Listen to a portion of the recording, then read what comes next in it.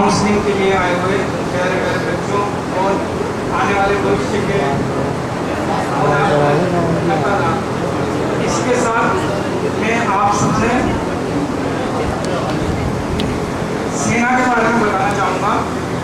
इसका मैं शुरुआत करता हूँ। सबसे पहले मैं यहाँ पे ज़्यादा टाइम नहीं लूँगा क्योंकि मेरे पीछे भी बहुत सारे आपको बहुत सारी बातें बताएंगे। तो सबसे पहले मैं स्टार्ट करता हूँ career in Indian armed forces. Indian armed forces means आप सभी ने एक शब्द सुना होगा मिलिट्री। तो मिलिट्री शब्द में 3 चीज़ें आती है, आर्मी, नेवी, एयरफोर्स।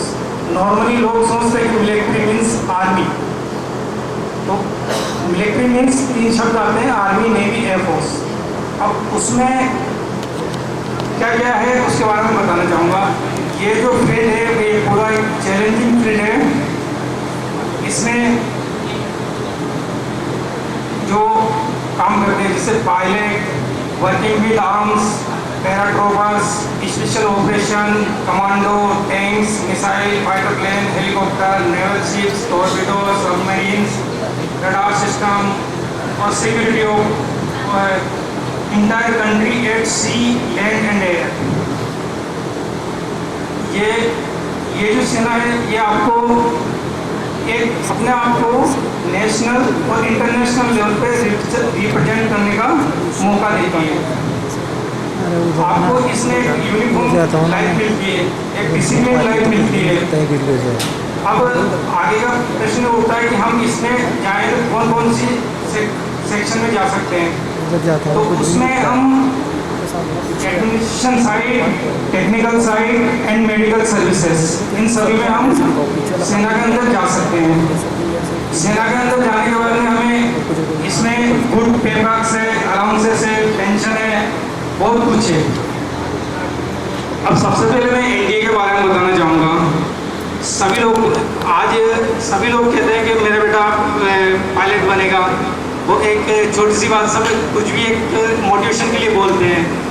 तो पायलट आप 12वीं पास करके वो सबसे इजी तरीके से, जिसमें आपका 1 रुपया भी नहीं लगेगा, उल्टा गवर्नमेंट आपको पैसा देगी और जो उसका जो पे अलाउंस होगा वो इक्विवेलेंट टू एक IAS अधिकारी के होगा। अब एनडीए में जाए कैसे जाए, तो जस्ट 12th के बाद में आपका एक रिटन टेस्ट होता है, तत्पश्चात उसमें ऐसे रिटन जो क्वालिफाई करते हैं उनका एक SS भी होता है 5 दिन का, जिसमें एनडीए की एक और खासियत है कि इसमें आदमी का ज़्यादा पढ़ा लिखा भी होना नहीं चाहिए। इसमें ओवरऑल जैसे एक विंडो रहती है, उसमें हर फील्ड में वो बंदा माहिर होना चाहिए। ऐसा नहीं कि कोई पढ़ाई में है तो वो एनडीए क्वालिफाई कर लेगा, नहीं। इसमें हर फील्ड से सक्षम होना चाहिए। जैसे उसमें सोचने की क्षमता, प्रॉब्लम सॉल्विंग कैसे वो करता है, इन सब चीज़ों को उसमें समझ होना चाहिए। अब एनडीए में एक बार सिलेक्शन होने के बाद में आपका एक PABT पायलट एप्टीट्यूड टेस्ट होता है। जो वो टेस्ट क्वालिफाई करता है वो पायलट बनता है। और पायलट भी किसमें, फाइटर प्लेन्स, ट्रांसपोर्ट, हेलीकॉप्टर, इन सब में। और वही पायलट अपने आर्मी, नेवी, एयरफोर्स तीनों में सर्व करते हैं। इसके बाद में हम आ जाते हैं इंजीनियरिंग ब्रांच। जो बच्चे इंजीनियरिंग साइड से रहते हैं और जो PABT क्लियर नहीं कर पाते हैं, मैथ्स स्ट्रीम से रहते हैं, वो इंजीनियरिंग साइड में आर्मी, नेवी, एयरफोर्स तीनों इंजीनियरिंग भी कराती है और उसके साथ में आपको जॉब भी देती है।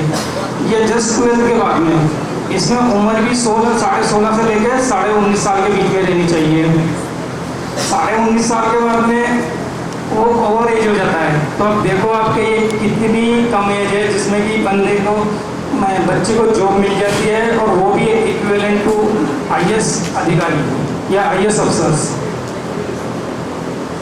अब इससे आगे और बताओ, आपका 10+2 रही है, ओनली जस्ट 10+2, जिसमें कि हम सोच भी नहीं सकते हैं। और इंजीनियरिंग साइड में जा सकते हैं और एक पायलट बन सकते हैं। और जो आर्ट्स स्ट्रीम्स रहते हैं वो इसमें एडमिनिस्ट्रेशन साइड में, लॉजिस्टिक साइड में जा सकते हैं।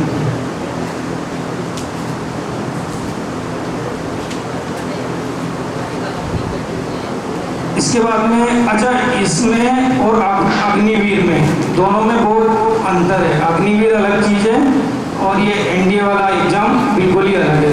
ये परमानेंट कमीशन है और ये UPSC, union public service commission, संघ लोक सेवा आयोग द्वारा कंडक्ट कराया जाता है। और इसका एग्ज़ाम साल में 2 बार होता है। इसके लिए उम्र 16.5 से लेके 19.5 साल के बीच में होना चाहिए। जो बंदे सेलेक्ट होते हैं उनको खड़े वासला पुणे में 3 साल की ट्रेनिंग दी जाती है। तत्पश्चात वहाँ से वो जो अच्छे बंदे रहते हैं वो एयरफोर्स के लिए, और उससे जो डाउन रहते हैं स्कोरिंग के आधार पे नेवी, फिर आर्मी, इस तरीके से उनका डिस्ट्रीब्यूशन होता है। अब ये आपका just 10+2, not required graduation, they will give you degree also after completion of 4 years course। इसके बाद में हम आगे बढ़ते हैं 10+2 अग्निवीर। अब ये अग्निवीर ये मैं वायुसेना के संदर्भ में बताऊंगा अभी। इसमें टेक्निकल और नॉन टेक्निकल पोस्ट के लिए सभी को भर्ती किया जाता है, जिसमें टेक्निकल साइड में ये हमें जो साइंस स्ट्रीम से रहते हैं डिप्लोमा करवाते हैं मैकेनिकल इंजीनियरिंग में, और they are working on missiles, aircraft and flight systems और इसमें एयरफोर्स में एयरफोर्स के संदर्भ में बोलूँगा। एयरफोर्स में 3 ग्रुप होते हैं, ग्रुप एक्स, ग्रुप वाई और ग्रुप जेड। ग्रुप एक्स जो रहता है वो प्योर टेक्निकल रहता है, ग्रुप वाई जो रहता है वो पूरा नॉन टेक्निकल रहता है। नॉन टेक्निकल में वो administration, accounts department, security, logistic, और जो जेड ग्रुप होता है उसमें एक म्यूजिशियन की भर्ती होती है इसमें। और इसकी जनसंख्या आपको ये जानकर हैरानी होगी कि इसमें काफ़ी अच्छी जनसंख्या में हर साल भर्ती होती है, और वो भी साल में 2 बार। और इस फील्ड में अपने यहाँ से बहुत ही कम है। और ये देखा जाए तो झुंझुनू, चूरू, जोधपुर, इस क्षेत्र से बहुत सारे लोग भर्ती होते हैं। अब हम इसके बारे में जाते हैं। इसके बारे में आप संपूर्ण जानकारी कैरियर airforce.nic.in से जानकारी पूरी ले सकते हैं। उसमें पूरी एलिजिबिलिटी, एज और पे एंड अलाउंस, मेडिकल फैसिलिटीज, सब चीज़ों के बारे में आपको जानकारी दी जाती है। तो आप एयरफोर्स की वेबसाइट में जाके वो पूरी अपने क्वालिफिकेशन के अकॉर्डिंग चेक कर सकते हैं। अब मैं आता हूँ 10+2 अग्निवीर जो आर्मी में, इसमें भी सेम है, टेक्निकल नॉन टेक्निकल। जो जनरल ड्यूटीज़ के लिए, एविएशन ग्रुप के लिए, मेडिकल असिस्टेंट के लिए, लॉजिस्टिक सेक्शन के लिए, क्लर्क के लिए, इन सब के लिए भर्ती होते हैं। इनकी भी एलिजिबिलिटी, एज और वेबसाइट, आप इनकी वेबसाइट पे जाकर आप इनका पूर्ण जानकारी ले सकते हैं। अब अग्निवीर नेवी में एक SSR होता है, सीनियर सेकेंडरी रिक्रूटमेंट। ये भी अग्निवीर का पार्ट है आफ्टर 10+2। उसमें भी technical, non technical, general duties, aviation group है, मेडिकल ग्रुप है, लॉजिस्टिक ग्रुप है। इसके बारे में भी आप नेवी की वेबसाइट पे जाके वो पूरी जानकारी ले सकते हैं। ये भी साल में 2 बार होता है इसका। अब इसके बाद में आता हूँ मैं ग्रेजुएशन बेस। अच्छा, एक और चीज़ मैं भूल गया हूँ जो आपको बताना चाहूँगा कि आफ्टर 10+2 एक होता है TES, टेक्निकल एजुकेशन स्कीम, और एक होता है उसमें जो जी मेंस के बेस पे सीधा अधिकारी बनने का मौका मिलता है। उसमें जी मेंस के जिसका अच्छा स्कोर रहता है उनको SSB के लिए बुलाया जाता है और वहाँ से सेलेक्ट करके और इंजीनियरिंग कॉलेज के लिए भेजा जाता है। वो ऑलमोस्ट 100-150 सीटें रहती है हर साल, 120 के अराउंड सीट्स रहती है। एग्जैक्टली फिगर तो मतलब मैं वेबसाइट से देख के बता पाऊँगा, पर ऑलमोस्ट 126 के नियर रहता है। दूसरा है मेडिकल में भी जो एक नाम सुना होगा आप सबने, AFMC armed force medical college Pune, उसमें जिसके नीट्स में अच्छा स्कोर रहता है वो फ्री में पूरा MBBS का डिग्री वहाँ से कर सकते हैं। और उसकी सीट्स बहुत लिमिटेड है, हार्डली 45 से 90 के बीच में रहती है एवरी ईयर।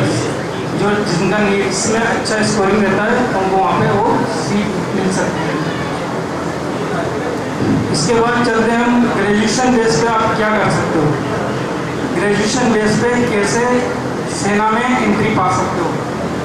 इसमें 2 ग्रुप है, टेक्निकल और नॉन टेक्निकल। तो जो लोग इंजीनियरिंग कर लेते